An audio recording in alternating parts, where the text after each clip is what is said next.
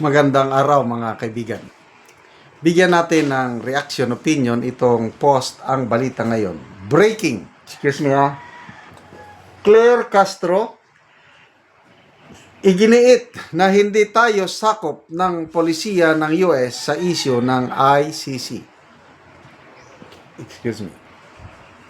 Iginiit ni Jose Claire Castro na hindi sakop ng polisiya ng Estados Unidos ang pamahalaan ng Pilipinas kaugnay sa inilunsad na government-wide campaign ng Trump administration laban sa International Criminal Court.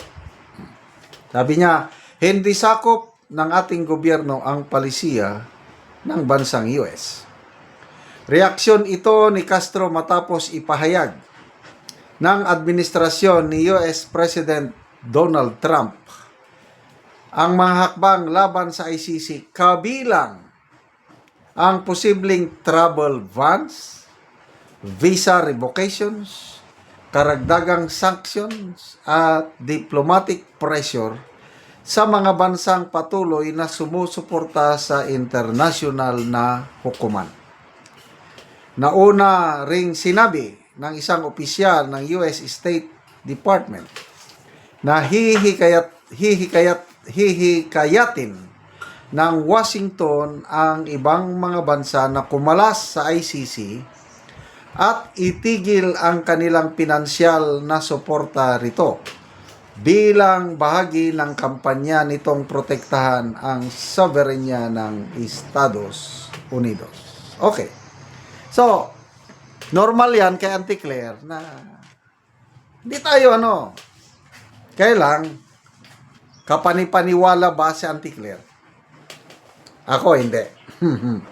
Halos wala na akong pinapaniwalaan na sinasabi ni Auntie Claire.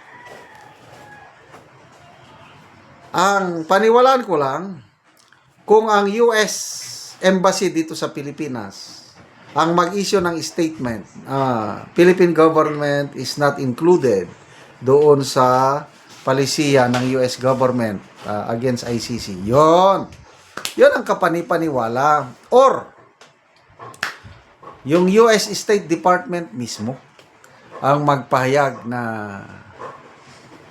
Philippines is not included. Yun ang klaro. Si Auntie Claire lang. Trabaho niya yan. Propagandist siya ng Marcos Jr. administration. Ang tanong, ang Pilipinas ba sumusuporta sa ICC? In a way, to me, yes. Kasi nakikipagtulungan tayo eh. Totoo na kumalas na tayo. Kailang may mga nagsasuggest na magpa-member tayo ulit. Karamihan yan, mga dilawan. Magpa-member ulit. Sige. Magpa-member ulit. Tingnan natin anong mangyayari sa relasyon ng Pilipinas at US kung itong Marcos Jr. administration is wala. To me, lalong mawawalan ng lakas yung mga panawagan ng Pilipinas magpa-member ulit sa ICC. Kasi may mga panawagan with this pronouncement ng US government, malabo. Hindi papayagan ng US government ang Pilipinas na sasali ulit sa ICC. So, water in the ito. Talagang sealed na. Silyado na ang Pilipinas hindi pwedeng kasi hindi mo sa ngayon itong Marcos Jr. administration, hindi nila pwedeng kontrahin ang palisiya ng US.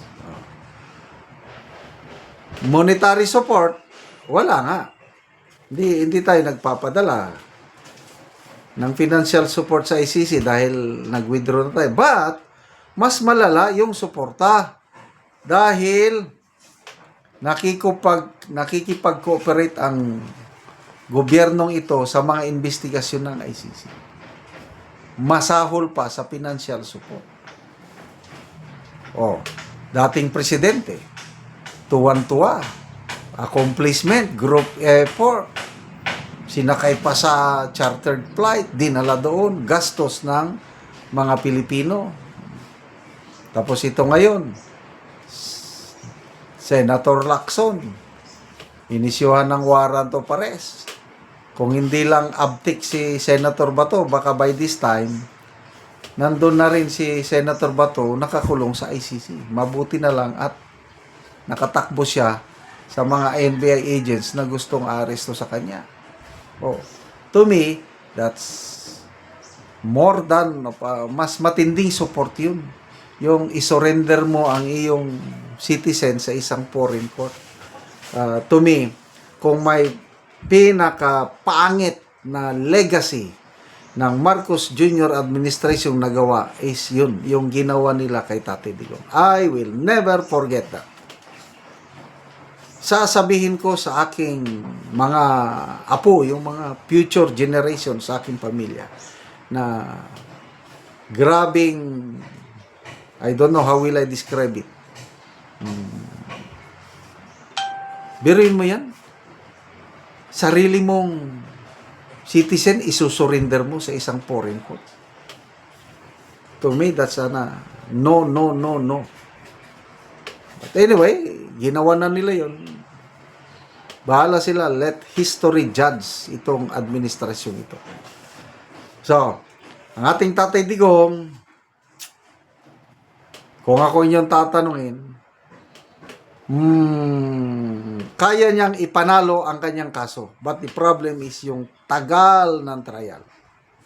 Sa mga nabasa kong mga history, usually yan umaabot ng 10 years ang trial sa ICC bago ito madesisyonan. So, by that time, 90 years old ng Tatay Digong. Hopefully, buhay pa siya. 90. Babalik dito sa Pilipinas. Kaya lang, kung anong mangyari sa kanya, ipasa kamay na lang natin sa Diyos. Salamat mga kaibigan sa inyong pagsubaybay sa channel nito. Nakakatulong kayo ng malaki sa Tribong Talandig ng Bukidnon dahil ang sweldo natin sa channel na ito is pantulong sa tribo. Namimigay tayo ng libreng yero at pako para makapagpatayo sila ng mas maayos na tirahan. Panoorin nyo ang video na ito. Karon na anak ko diri sa gipatindog nga balay sa natabangan na ugyero. So muna ni ang iyang pag-aatupan karon. Muna ni daan lagi sa lugan.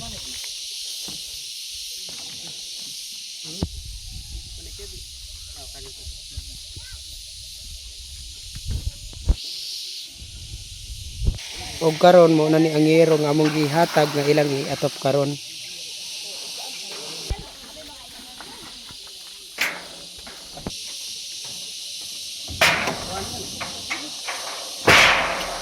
Saboy doon. Ini mana sigatnya nampak.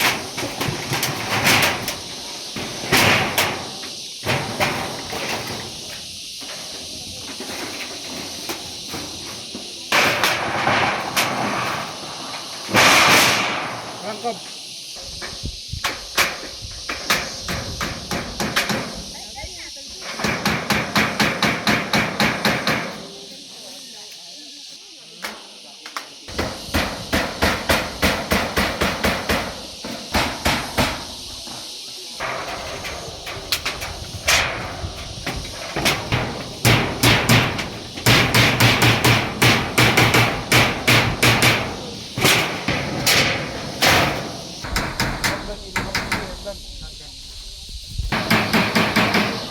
Og karon humanagyod sa pag-atop ang ginatabang nga yero. So makita gid nato nga nakaatop na sila sa ilang bag-o nga balay. Salamat gid ko sa Ginoo kay naay nagtabang sa amo og sen. Karon nakapatindog na gid mi sa among balay. Nga inaani karon kay ang among atop sa una kawayan lamang gyud. Og pili sad igo ang among kita nga kwarta kay kutob sa pagkaon. Daghan salamat. So wala mo igong ikapalit sa yero kaya ang inyong pangwarta taman ra sa pagkaon. Taman ra gid sa pagkaon among makita nga pangwarta. Daot po unta nga mapadayon ni nga tabang para dagan pa ang matabangan kay naa pagdaghan nga kuan ang taog tabang nga mga tao. Salamat kayo. Salamat ka